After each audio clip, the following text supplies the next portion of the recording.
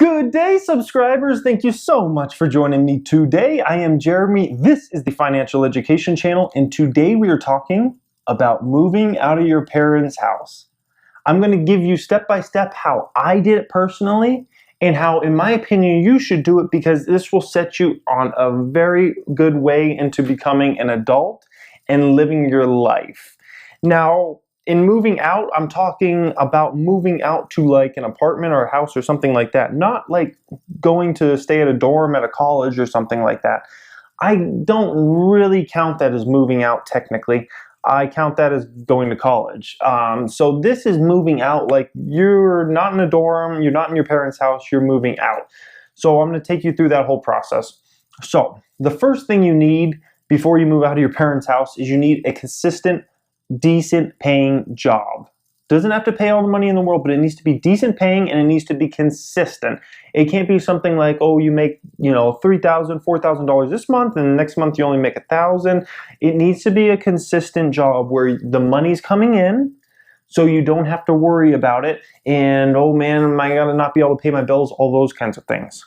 Step number 2, you need to save. A minimum, in my opinion, is around $7,000 to $8,000. That's what I saved before I moved out. I got a nice one-bedroom apartment that I signed up for. It was $750 a month.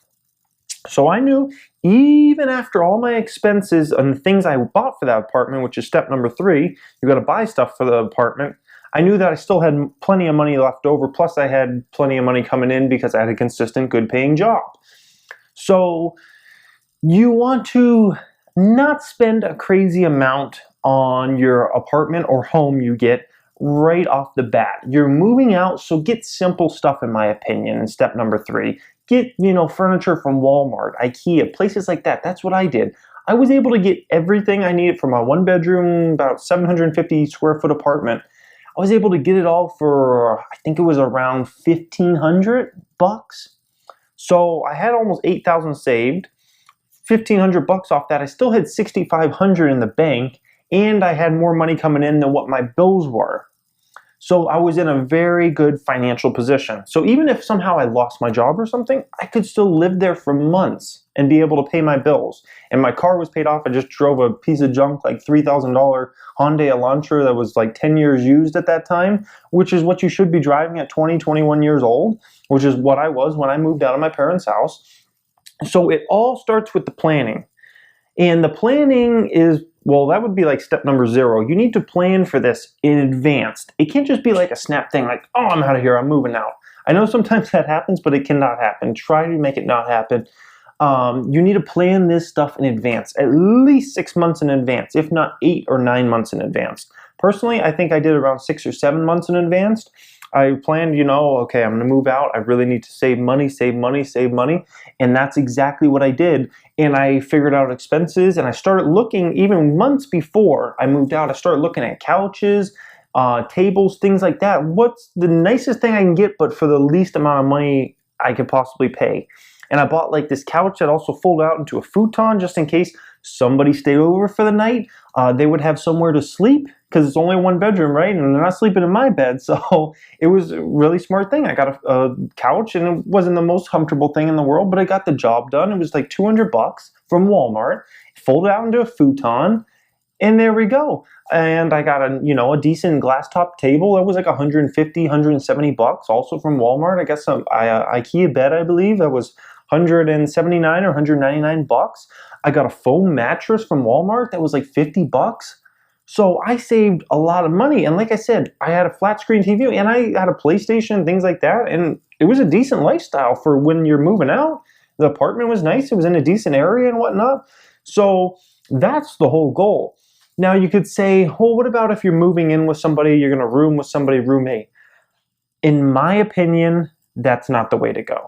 Getting a roommate and those kinds of things, I think it sets you further behind the ball into becoming an adult, into getting in the real world.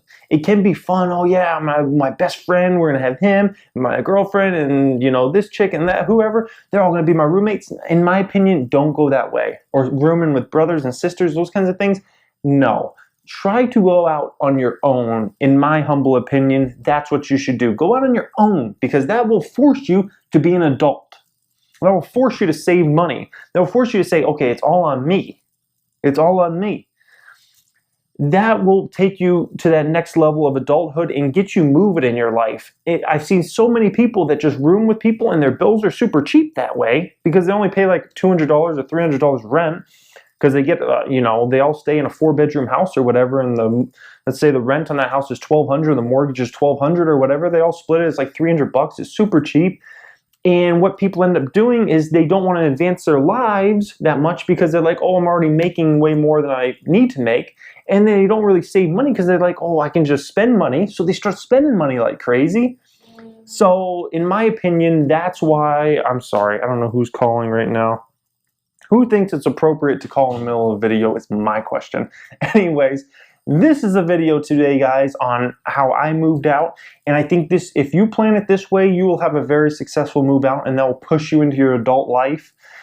And you will have a lot more success that way because you will know it's all on you and that you need to succeed. You need to save money. You need to try to find a better job if you're not already in a great job, those kinds of things. I thank you so much for watching, guys, today. If you haven't subscribed, you may want to. I talk a ton about personal finance, like we did today. I talk a ton about the stock market, investments I'm making, things like that. And I talk about entrepreneurship. I'm a young business owner. I like to give tips to other young business owners. So you know what, guys? Have a great day.